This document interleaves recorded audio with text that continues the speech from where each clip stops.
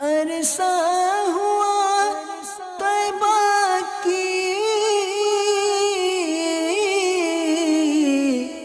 گلیوں سے وہ گزرے ہیں، اس وقت بھی گلیوں میں خوشبو ہے پسینے کی۔ الحمدللہ رب العالمین والصلاة والسلام علی سید المرسلین، اما بعد فاعوذ باللہ من الشیطان الرجیم، بسم اللہ الرحمن الرحیم۔ الصلاة والسلام علیک یا رسول اللہ، الصلاة والسلام علیک یا حبیب اللہ، الصلاة والسلام علیک یا نبی اللہ وعلی آلک واصحابک یا نور اللہ۔ مدنی چینل کے ناظرین، الحمدللہ مدنی چینل کا سلسلہ پیارے آقا صلی اللہ علیہ وآلہ وسلم کی پیاری زندگی، آج انشاءاللہ عز و جل پیارے آقا صلی اللہ تعالی علیہ وآلہ وسلم کی دنیا میں آمد سے پہلے اصحاب فیل کا جو واقعہ ہوا اس سے متعلق سنیں گے۔ آئیے پہلے درود پاک کی فضیلت سنتے ہیں۔ پیارے محبوب صلی اللہ تعالی علیہ وآلہ وسلم نے ارشاد فرمایا، بے شک بروز قیامت دہشتوں اور دشوار گزار گھاٹیوں سے جلدی نجات پانے والا وہ شخص ہوگا جس نے دنیا میں مجھ پر کثرت سے درود پاک پڑھے ہوں گے۔ صلو علی الحبیب صلی اللہ تعالی علی محمد صلی اللہ علیہ وآلہ وسلم۔ میٹھے پیارے اسلامی بھائیوں اور مدنی چینل کے ناظرین، حبشہ کے بادشاہ نے جب یمن کو فتح کیا تو ایک شخص جس کا نام تھا اریات، اس کو اپنا گورنر مقرر کیا اور ابرہہ کو اس کا نائب متعین کیا۔ جلد ہی ان میں اقتدار کی کشمکش شروع ہو گئی۔ اریات یمن کا گورنر اور ابرہہ اس کا نائب، ان کے آپس کے معاملات بگڑنا شروع ہو گئے۔ چنانچہ دونوں میں جنگ کا معاملہ شروع ہوا۔ ابرہہ نے تجویز پیش کی، اریات بجائے اس کے کہ ہم آپس میں اپنی فوجوں کو لڑائیں، خون ریزی ہو، لوگ موت کے گھاٹ اتارے جائیں، بہتر یہ نہیں ہے کہ ہم آپس میں خود، تم بھی تنہا میں بھی تنہا، آپس میں زور آزمائی کریں، ہمیں سے جو غالب آ جائے ساری فوج اس کے پرچم کے نیچے جمع ہو جائے۔ یمن کا جو گورنر تھا اس نے اس تجویز کو پسند کیا۔ دونوں اسلحہ سے آراستہ ہو کر میدان میں آئے اور باہمی جنگ شروع ہو گئی، جس میں گورنر اریات مارا گیا اور ابرہہ برسرِ اقتدار ہو گیا، وہ گورنر بن گیا۔ اور پھر اس نے شاہ حبشہ کو خوش کرنے کے لیے کہ میں اپنے بادشاہ کو خوش کروں۔ پیارے اسلامی بھائیوں، یہاں بتاتا چلوں کہ یہ حبشہ کا جو یہ بادشاہ تھا، یہ اس حبشہ کے بادشاہ کا دادا ہے کہ جو شاہ حبشہ نبی پاک صلی اللہ تعالی علیہ وآلہ وسلم پر ایمان لائے، کہ جن کا نام تھا اصحمہ۔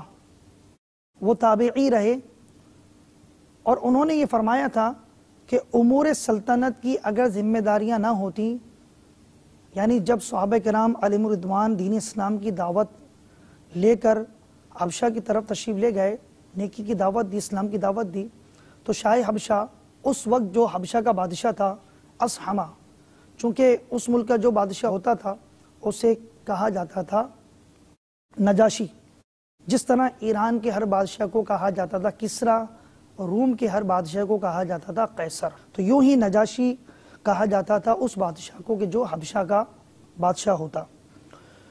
تو ان کا نام تھا اصحمہ۔ انہوں نے یہ کہا کہ اگر امور سلطنت کی ذمہ داریاں نہ ہوتی تو میں نبی کریم صلی اللہ علیہ وآلہ وسلم کی خدمت میں حاضر ہو کر پیارے محبوب صلی اللہ علیہ وسلم کی نالین مبارک اٹھانے کی خدمت پیش کرتا، آپ صلی اللہ علیہ وسلم کی نالین اقدس کو اٹھاتا۔ تو ان کا یہ دادا تھا کہ کہ جس نے یمن کا گورنر اریات کو بنایا اور پھر اریات مارا گیا اور برسر اقتدار ہوا ابرہہ، اور اس نے اپنے بادشاہ کو خوش کرنے کے لیے ایک عظیم الشان انتہائی خوبصورت گرجا تعمیر کیا یمن میں، اور یمن کا شہر صنعاء میں، اور بادشاہ کو خط لکھا کہ میں چاہتا ہوں کہ جو لوگ مکہ مکرمہ حج کے لیے جاتے ہیں ان کو یہاں حج کرنے کی دعوت دوں، اور اگر وہ اس دعوت کو قبول نہ کریں تو میں کعبہ کو معاذ اللہ پیوند خاک کر دوں، کعبے کو ڈھا دوں۔ یہ ناپاک اس کے عزائم تھے، اور کہتا ہے کہ جب کعبہ ہی موجود نہیں رہے گا تو لوگ مجبور ہو کر اس کنیسہ کا گرجا کا حج کریں گے۔ اب ہوا یوں کہ اہل عرب کو جب ابرہہ، اور ابرہہ کا جو نام تھا اشرم، یہ نام تھا اس کا کہ جس کے معنی ہے سفید چہرے والا، اہل عرب کو جب ابرہہ کے اس ناپاک ارادے کا علم ہوا تو ان کے غیظ و غضب کی انتہا نہ رہی۔ چنانچہ بنی کنانہ کا ایک فرد اپنی ناراضی کے اظہار کے لیے کنیسہ میں گیا، گرجا میں گیا، اور موقع پا کر وہاں پر گندگی کا ڈھیر کر دیا، گندگی کر دی، اسے گندا کر دیا۔ جب اس واقعے کی اطلاع ابرہہ کو ملی تو اس کے سینے میں آتش انتقام بھڑک اٹھی، اور بڑے جوش و خروش سے اس نے مکہ معظمہ زادہ اللہ شرفا و تعظیمہ پر حملہ کرنے کی تیاری شروع کر دی۔ اب ہوا یہ کہ یمن والوں کو، اہل یمن کو کعبہ شریف سے بڑی محبت تھی، دل سے عزت و تکریم کرتے۔ انہوں نے جب یہ بات سنی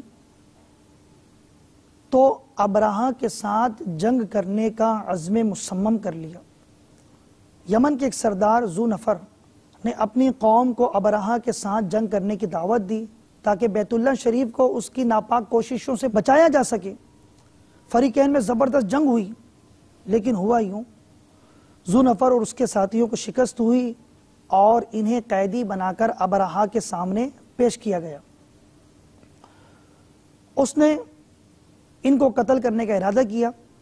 ذو نفر نے کہا، اے بادشاہ تو مجھے قتل نہ کر، بلکہ میری زندگی تیرے لیے میرے قتل سے زیادہ فائدہ مند ثابت ہو سکتی ہے۔ ابرہہ نے اسے چھوڑ دیا، لیکن قید میں رکھا۔ بنی خثعم کے علاقے میں جب پہنچا ابرہہ تو نفیل بن حبیب خثعمی نے قبائل عرب کو ساتھ ملا کر اس کے ساتھ جنگ کی، لیکن اب کی مرتبہ بھی ابرہہ غالب آیا اور نفیل کو بھی قیدی بنا کر اس کے سامنے پیش کیا گیا۔ تو نفیل نے کہا، اے ابرہہ مجھے قتل نہ کر، سرزمین عرب میں تمہارے لیے رہنما کا کام کروں گا، تمہیں راستے بتاؤں گا، میں تمہارا گائیڈ بنوں گا۔ ابرہہ نے اسے معاف کر دیا۔ جب ابرہہ نے مکہ مکرمہ کی طرف پیش قدمی شروع کی تو نفیل بطور رہنما اس کے ہمراہ تھا۔ جب ابرہہ کا گزر طائف سے ہوا تو ایک اور شخص اپنے قبیلے کے چند آدمیوں کو ہمراہ لے کر اس کی پیشوائی کے لیے نکلا اور اسے کہا، اے بادشاہ ہم تیرے غلام ہیں، ہم تیرے ہر حکم کی اطاعت کرنے والے ہیں۔ اب طائف والوں نے ابرہہ کے ساتھ ایک شخص جس کا نام تھا ابو رغال، اس کو ساتھ بھیج دیا تاکہ وہ ابرہہ کو مکے جانے کا راستہ بتائے۔ یعنی یوں سمجھ لے، ظلم اور زیادتی اور ناپاک ارادے جو ابرہہ کے تھے اس پر گویا کہ ان لوگوں نے ابرہہ کی مدد کی اور اس شخص کو بھیجا۔ لیکن ایک مقام جس کا نام ہے مغمس، وہاں پہنچا تو وہاں آرام کے لیے یہ رکے، تو وہ جو گائیڈ کا کام کر رہا تھا، انہیں راستہ دکھا رہا تھا ابو رغال، اس کی زندگی نے وفا نہ کری، وہ مر گیا اور وہیں اسے زمین میں دبا دیا گیا۔ اب چونکہ ناپاک ارادہ رکھنے والوں کی مدد کے لیے نکلا تھا اور مر گیا، زمین میں دبا دیا گیا، اہل عرب جب بھی وہاں سے گزرتے تو اس بدبخت کی قبر پر پتھر مارا کرتے تھے کہ یہ ایسا بدبخت انسان ہے کہ جو ظالموں کا ساتھ دینے کے لیے نکلا تھا۔ اسی اثناء میں ابرہہ نے ایک حبشی فوجی افسر جس کا نام اسود بن مقصود تھا، جو اس کے گھڑ سوار دستے کا افسر تھا، اسے مکے کی طرف بھیجا۔ وہاں کی چراگاہوں میں قریش اور دیگر قبائل کے جو اونٹ چر رہے تھے ان کو ہانک کر وہ ابرہہ کے پاس لے آیا۔ ان اونٹوں میں 200 اونٹ حضرت عبد المطلب رضی اللہ تعالیٰ عنہ جو نبی پاک صلی اللہ علیہ وآلہ وسلم کے دادا ہیں، ان کے 200 اونٹ تھے۔ آپ رضی اللہ تعالیٰ عنہ اس وقت قریش کے سردار تھے۔ قریش کنانہ حذیل کے قبائل نے ارادہ کیا کہ ابرہہ کا مقابلہ کریں، لیکن اس کی بے پناہ قوت کے سامنے اپنے آپ کو بے بس محسوس کیا، اس لیے اس سے لڑائی کا ارادہ چھوڑ دیا۔ ابرہہ نے اپنا خاص قاصد اہل مکہ کی طرف روانہ کیا کہ تم جاؤ اور شہر کا جو رئیس ہے، بڑا ہے، سردار ہے، اس سے جا کر ملاقات کرو، اس سے یہ کہو بادشاہ تمہیں کہتا ہے کہ میں تمہارے ساتھ جنگ کرنے کے لیے نہیں آیا، میں تو اس کعبے کو گرانے کے لیے آیا ہوں جس کا لوگ حج کرتے ہیں، طواف کرتے ہیں، معاذ اللہ۔ اگر تم میرے راستے میں حائل نہ ہو تو مجھے تمہارے خون ریزی کی کوئی ضرورت نہیں، میں تمہیں کچھ نہیں کہوں گا، اور اگر وہ میرے ساتھ جنگ کرنے کا ارادہ نہیں رکھتے تو اس کو میرے پاس لے آنا۔ اب یہ قاصد گیا، جب مکے میں داخل ہوا تو اس نے پوچھا قریش کا سردار کون ہے؟ اسے بتایا گیا عبد المطلب بن ہاشم اپنی قوم کے سردار ہیں اس وقت۔ یہ شخص ان کے پاس گیا اور ابرہہ کا پیغام پہنچایا۔ حضرت عبد المطلب رضی اللہ تعالیٰ عنہ نے کیا خوب فرمایا، خدا کی قسم ہم اس کے ساتھ جنگ کا ارادہ نہیں رکھتے اور نہ ہمارے پاس یہ طاقت ہے کہ اس کے ساتھ لڑائی کر سکیں۔ اور ابرہہ جس گھر کو ڈھانے کے لیے آیا ہے، جس کی دیواروں کو توڑنے آیا ہے، جس کو مسمار کرنے کے لیے آیا ہے، یہ اللہ تعالیٰ کا حرمت والا گھر ہے۔ اس گھر کو اللہ تبارک و تعالیٰ کے پیارے خلیل ابراہیم علیہ السلام نے تعمیر فرمایا۔ اگر وہ خود اس کی حفاظت کا بندوبست کرے، اللہ تعالیٰ اپنے گھر کی حفاظت فرمائے تو یہ اس کا گھر ہے اور اس کا حرم ہے، اور اگر وہ خود ابرہہ کی مزاحمت نہ کرے اور اس کو اپنا گھر گرانے دے تو رب کی مرضی، ہم میں یہ طاقت نہیں کہ ابرہہ کا مقابلہ کر سکے۔ جب اس قاصد کو یقین ہو گیا کہ اہل مکہ ابرہہ کے ساتھ جنگ کرنے کا کوئی ارادہ نہیں رکھتے تو اس نے حضرت عبد المطلب رضی اللہ تعالیٰ عنہ کو ابرہہ کے پاس جانے کو کہا۔ حضرت عبد المطلب رضی اللہ تعالیٰ عنہ اپنے چند بیٹوں کے ہمراہ قاصد کے ساتھ ابرہہ کی طرف روانہ ہوئے۔ جب اس کے لشکر میں پہنچے تو اب جب وہاں پر حضرت عبد المطلب رضی اللہ تعالیٰ عنہ پہنچے تو وہاں ذو نفر کے بارے میں پوچھا، چونکہ وہ حضرت عبد المطلب رضی اللہ تعالیٰ عنہ کا پرانا دوست تھا۔ آپ کو اس کے پاس لے جایا گیا جہاں وہ قید میں تھا۔ آپ نے اسے کہا، اے ذو نفر، جو مصیبت ہم پر نازل ہوئی کیا اس میں تم ہمارے کسی کام آ سکتے ہو؟ اس نے کہا، میں ایک بے بس قیدی ہوں، آپ دیکھ رہے ہیں میری بے مائگی کو، مجبوری کو، میں قید میں ہوں، بادشاہ جب چاہے مجھے موت کی نیند سلا دے، اس حالت میں تمہاری کیا خدمت کر سکتا ہوں؟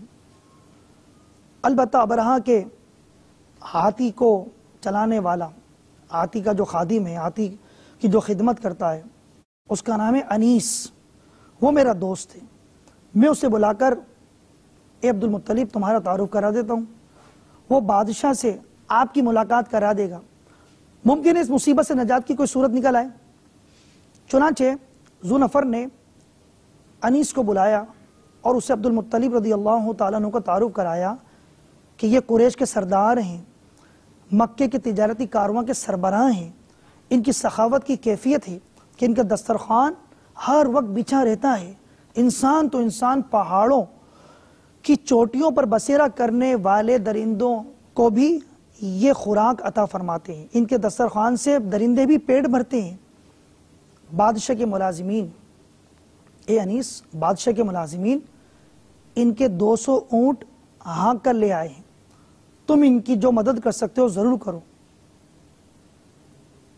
اس نے وعدہ کیا۔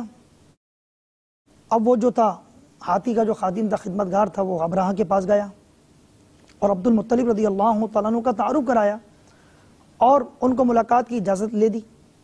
حضرت عبد المطلب رضی اللہ تعالیٰ عنہ صاحب حسن و جمال تھے، چہرے سے وجاہت و شرافت کے آثار نمایاں تھے۔ ابرہہ نے جب آپ رضی اللہ تعالیٰ عنہ کو دیکھا، آپ کی بڑی تعظیم کی، بڑے آداب بجا لایا اور یہ پسند نہ کیا کہ خود تخت کے اوپر بیٹھے، اور انہیں نیچے بٹھائے۔ اچھا، اب چونکہ درباری نظام کے اعتبار سے یہ بھی مناسب نہ سمجھا کہ ان کو اپنے تخت پر بٹھائے، کہیں لشکر کے لوگ اس کا برا منائیں۔ چنانچہ ابرہہ کہ جس کا نام تھا اشرم، ابرہہ نے کیا کیا، اپنے تخت سے نیچے اتر کر قالین پر بیٹھ گیا اور آپ کو بھی اپنے پہلو میں ساتھ قالین پر بٹھایا۔ پھر ترجمان کو بلایا گیا کہ ان سے پوچھو یہ کس کام کے لیے آئے ہیں۔ اب چونکہ ان کی زبان کچھ اور تھی اور یہاں یہ عرب کے لوگ حضرت عبد المطلب رضی اللہ تعالیٰ عنہ فصاحت و بلاغت کے دریا اپنی گفتگو میں بہاتے، تو ترجمان نے جب پوچھا، آپ نے جواب دیا کہ میں اس لیے آیا ہوں کہ بادشاہ کے سپاہیوں نے میرے 200 اونٹ پکڑ لیے ہیں، وہ مجھے واپس دیے جائیں۔ ابرہہ نے ترجمان کو کہا، ابرہہ کو بڑی حیرت ہوئی، سوچنے لگا کہ یہ اپنے اونٹوں کے پیچھے پڑے ہوئے ہیں اور میں جس ارادے کے لیے آیا ہوں وہ خانہ کعبہ ان کے شہر مکہ میں موجود ہے اور ان کو، یہ قوم کے سردار ہیں، انہیں کعبے کی فکر نہیں۔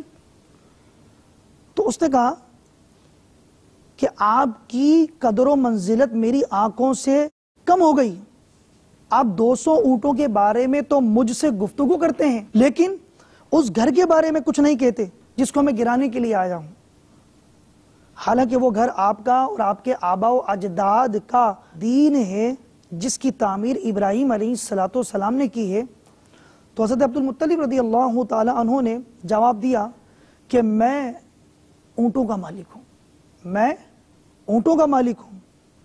پیارے محترم میٹھے اسلامی بھائیوں اور مدنی چینل کے ناظرین، ذرا توجہ کیجیے کہ کیسی زبردست یہ بات ہے کہ کعبے کا رب کعبہ اللہ تبارک و تعالی وہ حفاظت فرمانے والا ہے، میں اونٹوں کا مالک ہوں اور میں اونٹوں کے بارے میں تم سے کہہ رہا ہوں، میں اونٹوں کا مالک ہوں اور اس گھر کا بھی ایک مالک ہے، وہ خود اس کی حفاظت فرمائے گا۔ ابرہہ نے بڑے غرور سے کہا، کوئی بھی میری زد سے کعبہ کو نہیں بچا سکتا۔ آپ رضی اللہ تعالی عنہ نے جب یہ سنا تو فرمایا، تو جان اور وہ جانے، ابرہہ تو جان اور کعبے کا رب جانے۔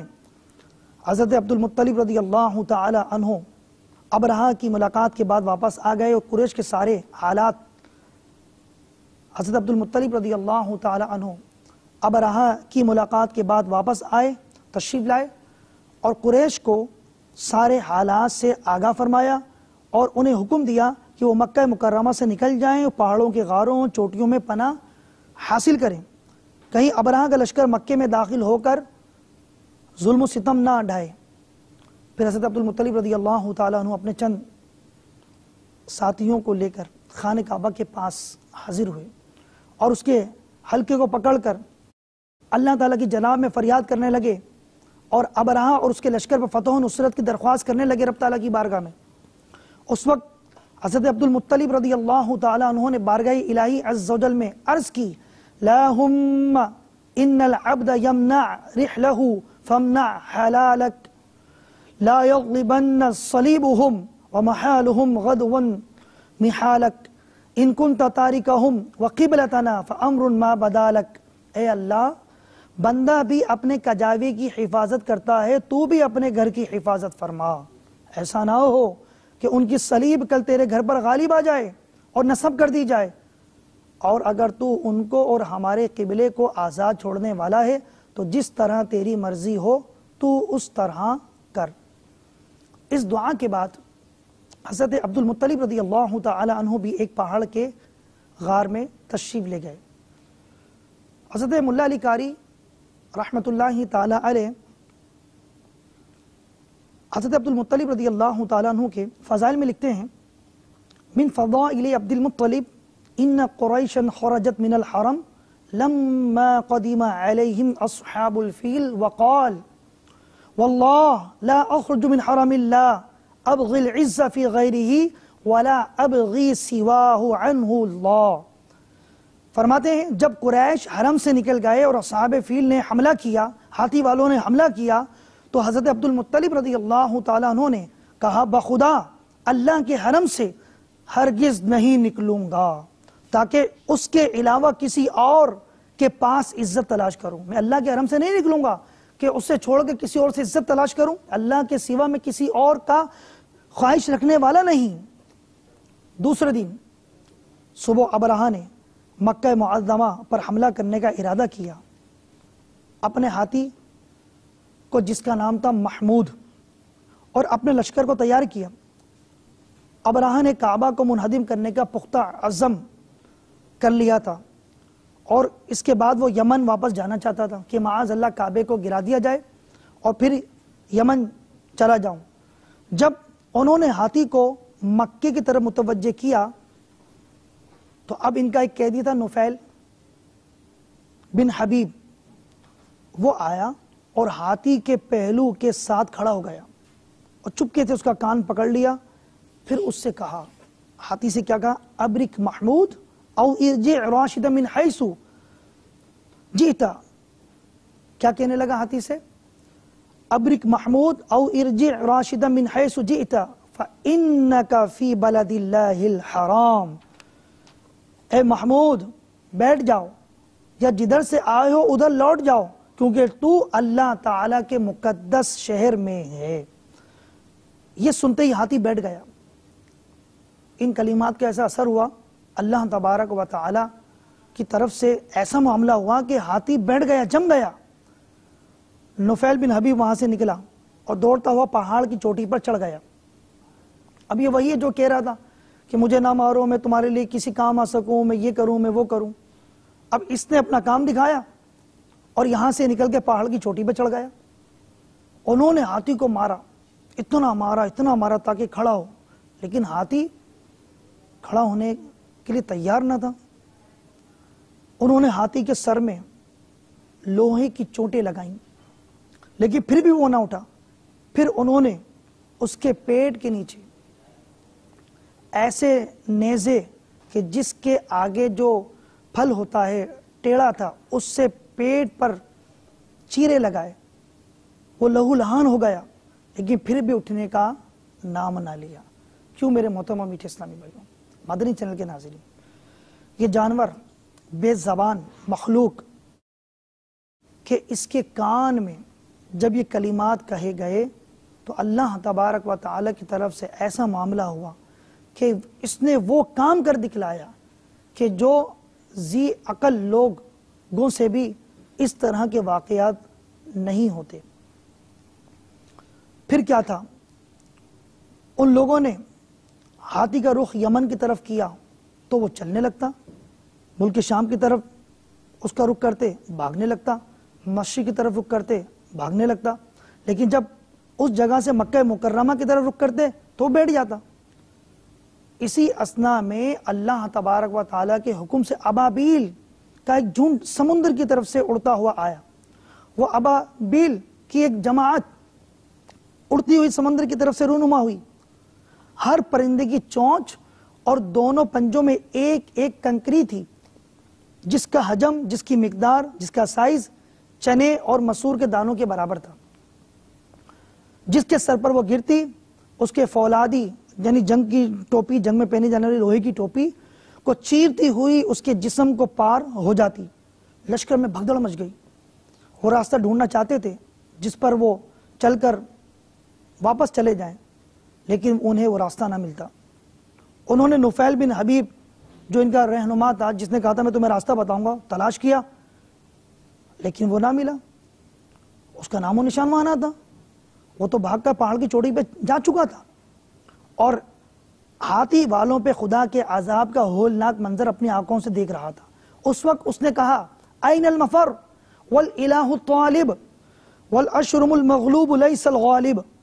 اب بھاگنے کا راستہ کہاں جبکہ اللہ تعالیٰ تمہارے تعاقب میں ہے اور ہونٹ کٹا ابرہہ مغلوب ہے، اب اسے غلبہ نصیب نہیں ہو سکتا.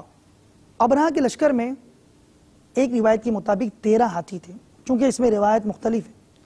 ایک روایت کے مطابق 12، ایک میں 18 اور ایک میں 1000.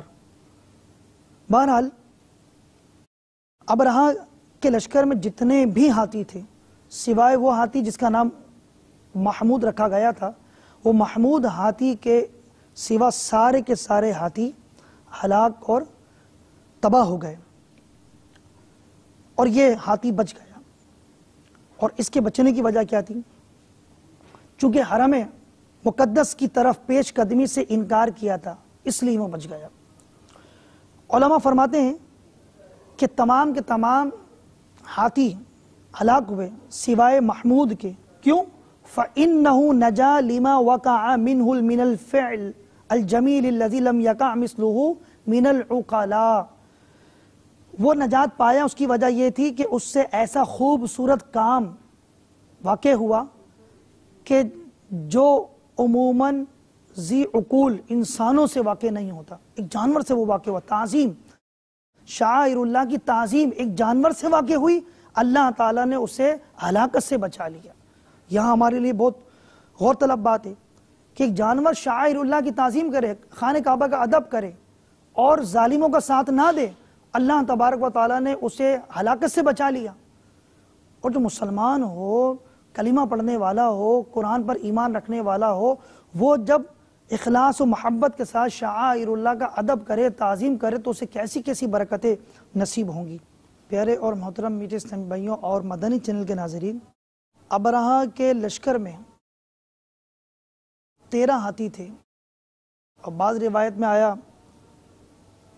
کہ 12 تھے، ایک روایت میں 1000۔ بہرحال جتنے بھی ہاتھی تھے سارے کے سارے ہلاک ہو گئے سوائے محمود ہاتھی کے، کہ اس کا نام انہوں نے محمود رکھا تھا۔ اب ہوا یوں، ابرہہ کو وہاں سے لے کر نکلے، لیکن راستے میں اس کی انگلیاں گل گل کر گرنے لگیں، اس کے جسم میں پیپ اور خون سرایت کر گیا جس سے غضب کی بو آتی تھی۔ اور جب اس کو لے کر وہ صنعاء پہنچے تو وہ پرندے کے ایک چوزے کی طرح تھا، لیکن مرنے سے پہلے اس کا سینہ پھٹا، اس کا دل باہر نکلا، اس طرح وہ ایک اذیت ناک موت مرا۔ الامان والحفیظ۔ میٹھے اسلامی بھائیوں، مدنی چینل کے ناظرین، یہ واقعہ یکم محرم الحرام کو پیش آیا، اور اصحاب فیل کی تباہی کا واقعہ حضرت عبدالمطلب رضی اللہ تعالی عنہ کے زمانے میں روپذیر ہوا، اور یہی وہ مبارک سال ہے جس میں پیارے محبوب صلی اللہ تعالی علیہ وآلہ وسلم کی ولادت باسعادت ہوئی اور انسانیت کو سکھ کا سانس ملا۔ میرے محترم و میٹھے اسلامی بھائیوں، یہاں میں حضرت عبدالمطلب رضی اللہ تعالیٰ عنہ کے فضائل بیان کرنا چاہوں گا کہ آپ کی سیرت طیبہ اور آپ کے حسن و جمال سے متعلق کتابوں میں ملتا ہے کہ آپ کے چہرے سے نور کی شعاعیں نکلتی تھیں، اور آپ کا خد و خال سے خیر و برکت کے آثار نمایاں ہوتے تھے۔ حضرت عبدالمطلب رضی اللہ تعالی عنہ اپنی اولاد کو سرکشی اور ظلم سے منع کرتے تھے، مکارم اخلاق کو اپنانے کی انہیں ترغیب دیتے اور گھٹیا کاموں سے انہیں روکتے تھے۔ وکانہ مجاب الدعوہ، حضرت عبدالمطلب رضی اللہ تعالیٰ عنہ مستجاب الدعوات تھے، آپ کی دعائیں قبول ہوتی تھیں۔ وقد حرم الخمر علی نفسی، آپ نے اپنے اوپر شراب کو حرام کر رکھا تھا۔ وَهُوَ أَوَّلُ مَنْ تَعَبَّدَ بِحِرَاءَ وَكَانَ إِذَا رَآَ هِلَالَ رَمَضَانَ صَعِدَ إِلَى حِرَاءَ، اور آپ ہی وہ پہلے شخص ہیں جو غار حرا میں جا کر مصروف عبادت ہوا کرتے تھے۔ جب ماہ رمضان کا چاند نظر آتا تو غار حرا میں تشریف لے جاتے، یطعم المساکین، مسکینوں کو کھانا کھلاتے، ویرفع من مائدتہ للطیر والوحوش فی رؤوس الجبال، آپ کے دسترخوان سے پرندوں اور وحشی درندوں کے لیے بھی خوراک مہیا کی جاتی تھی۔ وکان یفوح منہ رائحۃ المسک الاذفر، آپ کے جسم اطہر سے خالص کستوری کی خوشبو آتی تھی۔ وکانت قریش اذا اصابها قحط یستسقون به فیسقیہم اللہ غیثا عظیما، قریش کو جب قحط کی مصیبت گھیر لیتی تو وہ آپ کے وسیلے سے بارش طلب کرتے، اور اللہ تعالی ان کی برکت سے قریش کو موسلادھار بارش عطا فرماتا۔ پیارے اور محترم اسلامی بھائی اور مدنی چینل کے ناظرین، یہ نبی پاک صلی اللہ تعالی علیہ وآلہ وسلم کی دنیا میں آمد سے پہلے برکتیں ظاہر ہوئیں۔ علامہ سعوی رحمۃ اللہ تعالی علیہ سورہ فیل کی تفسیر میں لکھتے ہیں وَذَلِكَ بِبَرَكَةِ النُّورِ الْمُحَمَّدِيِّ صلی اللہ علیہ وآلہ وسلم، اور یہ اصحاب فیل کا ہلاک ہونا، اللہ تبارک و تعالی نے ابابیل کو بھیجا اور یہ ان کے ناپاک عزائم کو خاک میں ملا دیا گیا، اور حضرت عبد المطلب رضی اللہ تعالیٰ عنہ کی مانگی ہوئی دعا قبول ہوئی۔ یہ سب کچھ علامہ سعوی رحمۃ اللہ تعالی علیہ فرماتے ہیں نور محمدی صلی اللہ علیہ وآلہ وسلم کی برکتیں ہیں۔ علامہ سعوی رحمۃ اللہ تعالی علیہ یہاں فرماتے ہیں کہ اگر کوئی یہ یوں کہے کہ پیارے محبوب صلی اللہ علیہ وآلہ وسلم کے نور پاک کی برکت جو حضرت عبد المطلب رضی اللہ تعالیٰ عنہ سے ظاہر ہوئی، تو چونکہ نبی کریم صلی اللہ علیہ وآلہ وسلم کی ولادت اصحاب فیل کے ہلاکت کے بعد، ایک روایت کے مطابق 50 دن کے بعد اور ایک روایت کے مطابق 55 دن کے بعد آپ صلی اللہ علیہ وآلہ وسلم کی ولادت ہوئی، تو اب یہ کہنے والا اگر یہ یوں کہے کہ نور محمدی تو حضرت عبد المطلب رضی اللہ تعالیٰ عنہ بلکہ حضرت عبداللہ نبی کریم علیہ السلام کے والد بزرگوار حضرت عبداللہ رضی اللہ تعالیٰ عنہ سے منتقل ہو چکا تھا حضرت آمینہ رضی اللہ تعالیٰ عنہ کے بطن اطہر میں، تو اب یہ نور محمدی صلی اللہ علیہ وسلم کے آثار و برکتیں کیسے عبد المطلب رضی اللہ تعالیٰ عنہ سے ظاہر ہوئیں؟ علامہ سعوی رحمۃ اللہ تعالی علیہ ارشاد فرماتے ہیں کہ یہ بات درست ہے کہ نور محمدی صلی اللہ علیہ وسلم حضرت عبد المطلب جو کہ حضور علیہ السلام کے دادا ہیں ان سے اور آپ کے والد حضرت عبداللہ رضی اللہ تعالیٰ سے منتقل ہو چکا آپ کی والدہ کی طرف، لیکن اسے یوں سمجھ لیں کہ مشک جس برتن میں ہوتی ہے جب اس برتن سے نکال لی جائے تو نکلنے کے بعد بھی اس برتن سے مشک کی خوشبو آتی ہے، تو بس نور محمدی اگرچہ حضرت عبد المطلب اور حضرت عبداللہ رضی اللہ تعالیٰ عنہ سے منتقل ہو چکا تھا، لیکن چونکہ ان کے مبارک جسموں کو یہ سعادت ملی کہ نور محمدی صلی اللہ علیہ وآلہ وسلم ان میں رہا، تو ان کے فیوز و برکات اس طرح ظاہر ہوئے اور اللہ تبارک و تعالی نے یہ ان کی دعاؤں کو قبول فرما کر کعبے کو عظمت عطا فرمائی، اور یہ سب کچھ نبی کریم صلی اللہ علیہ وآلہ وسلم کے نور پاک کی برکتیں ظاہر ہوئیں آپ کی ولادت پاک سے پہلے۔ میٹھے اسلامی بھائیوں، دنیا حضور علیہ السلام کا صدقہ کھا رہی ہے، آپ کی ولادت سے پہلے بھی اور آج تک بھی۔ استاد زمن مولانا حسن رضا خان علی رحمۃ الرحمن کیا خوب بارگاہ رسالت صلی اللہ علیہ وآلہ وسلم میں عرض کرتے ہیں، ان کے صدقے میں عذابوں سے بچے، نام ان کا کام اپنا ہو گیا۔ اللہ تبارک و تعالی ہمیں خوب خوب پیارے محبوب صلی اللہ علیہ وآلہ وسلم کی برکتیں، آپ کی سچی محبت نصیب فرمائے، آمین بجاہ النبی الامین صلی اللہ تعالی علیہ وآلہ وسلم۔ عرصہ ہوا طیبہ کی گلیوں سے وہ گزرے ہیں، اس وقت بھی گلیوں میں خوشبو ہے پسینے